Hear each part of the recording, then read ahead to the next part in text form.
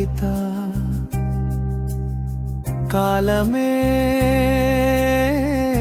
రాసిన జీవన గీత. మహిలో దాగిన మాటే మహిళ, లోకానికే మొదటి వెలుగే మహిళ. నవ్వుల పునాది, నడకల దారి, మనిషిని దేవుడిగా చేసే నారీమణి. దేవుడు సృష్టించిన అద్భుత స్వరూపం, జీవజాతిలో అపూర్వ దీపం. అణుకువే ఆమె ఆభరణం, అందం కాదు గుణమే ఆమె ధనం.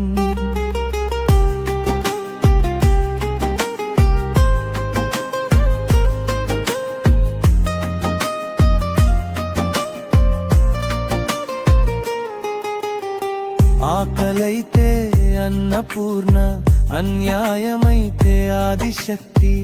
కన్నీళ్లలో కన్న తల్లి, ఓపికలో నేల తల్లి. భూమిలా భరించే హృదయం, ఆకాశంత ఆశల విస్తారం. ఆమె లేక ఈ జగమే లేదు, ఇది సృష్టే చెప్పే సత్యసారం. వేగు బంధాన్ని పంచే అమ్మ, ప్రాణం పంచే ప్రాణ సఖి భార్య. అనురాగంలో అక్కగా, చిలిపితనంలో చెల్లిగా. పిల్లల కలలకు తొలిమెట్టు, వాళ్ళ భవిష్యత్తుకు వెలుగుబాటు.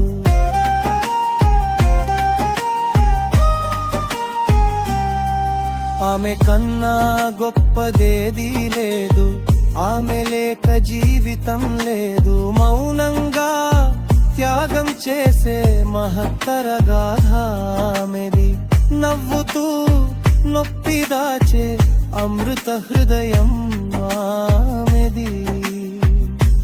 చేయని పాత్ర లేదా ఆమెకు, నెరవేర్చని ఘనత లేదా ఆమెకు. ఇంటి ముంగిట దీపమై దేశానికే దీపమవుతుంది. ఉద్యోగంలో రాణించగలదు, రాజ్యాంగాన్ని పాలించగలదు.